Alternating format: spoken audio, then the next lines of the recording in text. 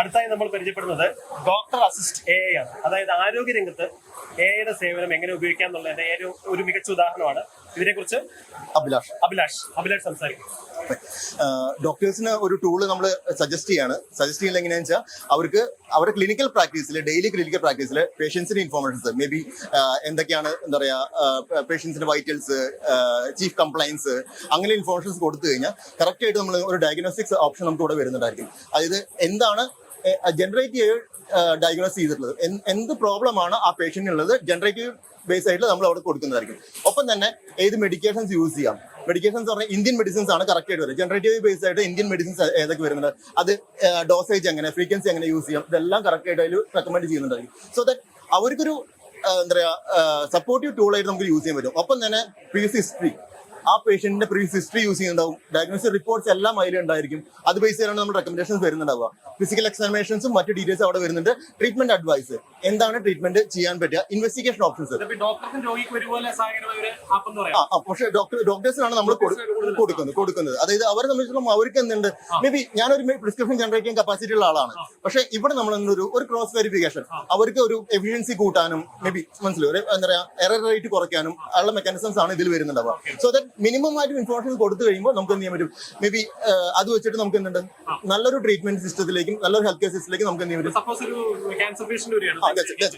ഇവിടെ പറഞ്ഞിട്ടുള്ള cancer patient കാര്യമാണ്. ER പോസിറ്റീവ് ആണ്, HER2 നെഗറ്റീവ് ആണ്, ഫാമിലി ഹിസ്റ്ററി ഓഫ് ഇത് ഒരു ക്യാൻസർ പേഷ്യന്റിന്റെ ഡീറ്റെയിൽസ് ആണ് വന്നിട്ടുള്ളത്. ഇവിടെ നമുക്ക് ഓഡിയോ ടു ടെക്സ്റ്റ് ഓപ്ഷൻ ഉണ്ട്, നോക്കി കേട്ടോ.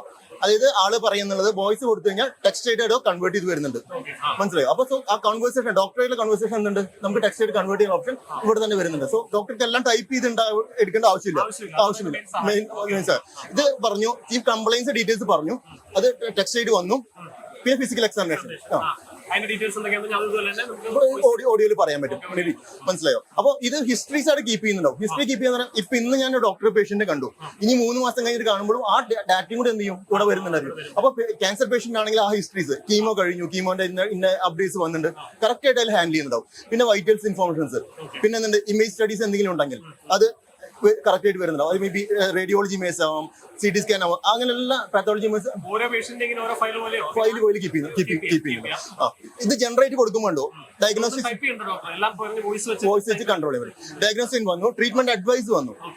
അതായത് ഇത് രണ്ടും ആൾക്ക് വെരിഫൈ ചെയ്യുന്ന രീതിയിലാണ് വന്നിട്ടുള്ളൂ, നേരിട്ട് കൊടുക്കുന്ന രീതിയിലല്ല, മനസ്സിലായി? അപ്പൊ ഇവിടെ മാറ്റം വരുത്താൻ പറ്റും. മാറ്റം വരുത്തിയിട്ട് ഇപ്പൊ ഇൻവെസ്റ്റിഗേഷൻ ഫർദർ വരുന്നുണ്ടാവും, വെരിഫൈ ചെയ്യാൻ പറ്റും. Efficiency and mechanism of action എന്ന് പറയും. ആ മെഡിസിൻസ് യൂസ് ചെയ്യുന്നത് ഇപ്പൊ കീമോതെറാപ്പി ചെയ്തിട്ട് ഇങ്ങനെ പോകുമ്പോൾ എന്താണ് നടക്കുക, എത്ര ടൈം കൊണ്ട് നമുക്ക് റിസൾട്ട് ഉണ്ടാക്കാൻ പറ്റും, അതാണ് efficiency and mechanism of action. അത് മെഡിസിൻസ് ബേസ് ചെയ്ത് നമുക്ക് റെക്കമെൻഡേഷൻ വരുന്നുണ്ടായിരിക്കും, മനസ്സിലായോ? ഒപ്പം തന്നെ എന്തുണ്ട് മെഡിസിൻസിന്റെ പേരും കറക്റ്റ് ആയിട്ട് എന്തുണ്ടാവും. അതായത് ഞാൻ പറയണെങ്കിൽ ഒരു എക്കണോമിക്കൽ മെഡിസിൻസ് ആയിരിക്കും ചിലപ്പോൾ ക്യാൻസർ കേസിൽ, മിക്ക കേസുകളൊന്നുമില്ല നമ്മൾ മേ ബി ഇൻഷുറൻസ് കവേർഡ് അല്ല. ഇവിടെ നമുക്ക് എന്ത് ചെയ്യാൻ പറ്റും, ഇൻഷുറൻസ് കവേർഡ് അല്ലാത്ത മെഡിസിൻസ് എന്താ പറയുക റേറ്റ് കുറവുള്ള മെഡിസിൻസിന്റെ കാര്യങ്ങൾ എന്ത് ചെയ്യാൻ പറ്റും, അതിന്റെ efficiency of mechanism action. Maybe സർജറിയുടെ കാര്യമാണ് വിചാരിക്കുമോ, നമ്മളെല്ലാ റിപ്പോർട്ടുകളും അപ്ലോഡ് ചെയ്തു, നമ്മളെങ്ങനെയാണ് ഇങ്ങനെ സർജറി പോകണമെന്ന് പറയണമെങ്കിൽ അത് എന്തെങ്കിലും ഒരു സെക്കൻഡ് ഒപ്പീനിയൻ പോലെ എന്ത് വരും, ഡോക്ടേഴ്സിന് എന്ത് ചെയ്യാൻ അത് യൂസ് ചെയ്യാൻ പറ്റും. സർജറി പോകേണ്ട നിർബന്ധമുണ്ടോ, മനസ്സിലായോ, ഫർദർ എന്തെങ്കിലും ചെയ്യേണ്ട ആവശ്യമുണ്ടോ എന്നല്ല എന്ത് പറ്റും, ഇത് നമുക്ക് കൊടുക്കാവുന്ന രീതിയിൽ ഫുള്ള് നമ്മൾ ട്രെയിൻഡ് ആണ്. അതാണ് ജനറേറ്റീവ് മോഡലിന് നമ്മൾ എന്ത് ചെയ്യുന്നത്, മെഡിക്കലി ട്രെയിൻഡ് ആയിട്ടുള്ള എല്ലാ റെക്കോർഡ്സും ഇതിൽ ട്രെയിൻഡ് ആണ്.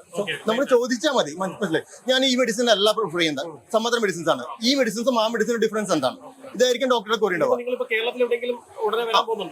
അതെ, നമ്മൾ 2 ഹോസ്പിറ്റൽസ് ടൈപ്പ് ചെയ്തിട്ടാണ് വർക്ക് ചെയ്യുന്നത്. അവരുടെ റെക്കമെൻഡേഷൻ നമ്മൾ യൂസ് ചെയ്യുന്നത്. അമല ഹോസ്പിറ്റലും ജൂബിലി മിഷനിലും നമ്മൾ എന്തുണ്ട് അസോസിയേറ്റ് ചെയ്ത് അവരുടെ ഫീഡ്ബാക്സും അവരുടെ ഗൈഡ് ലൈൻസും മനസ്സിലായി നമ്മൾ യൂസ് ചെയ്യുന്നുണ്ട്. അവിടെയാണ് നമ്മൾ എന്തുണ്ട് ഫസ്റ്റ് നമുക്ക് എന്ത് ചെയ്യുന്നത് 100% നമുക്ക് പറയില്ല. ഇപ്പൊ നമ്മൾ ഈ ഒരു കോൺക്ലേവിലൂടെ നമുക്ക് കിട്ടുന്ന ഗുണം എന്ന് പറഞ്ഞാൽ ഗവൺമെന്റ് ഓഫ് കേരള നമുക്ക് കിട്ടിയ ഒരു അഡ്വാൻറ്റേജ് എന്ന് പറയുന്നത് much more hospital, much more ഇതൊരു സാസ് മോഡാണ് വരുന്നുണ്ടാവുക. വലിയ കോസ്റ്റ് വരുന്നുണ്ടാവില്ല. ഒരു ഡോക്ടർക്ക് മേ ബി 2000 to 3000 rupees ഒക്കെയാണ് എന്തുണ്ടാവുക യൂസേജ് വരുന്നുണ്ടാവുക. അത് വളരെ വൺ ടൈം കോസ്റ്റ് ഉണ്ടാവുക. 1 ഇയറിലേക്ക് വരും കേട്ടോ. 2000 ഹോസ്പിറ്റൽസ് ആകുമ്പോൾ നമുക്ക് ഞാൻ ബിടെക് ആണ്, ബാച്ചലർ ഓഫ് ടെക്നോളജി ആണ്, ഡെവലപ്പ് ചെയ്തിട്ട് നമ്മൾ തന്നെയാണ്.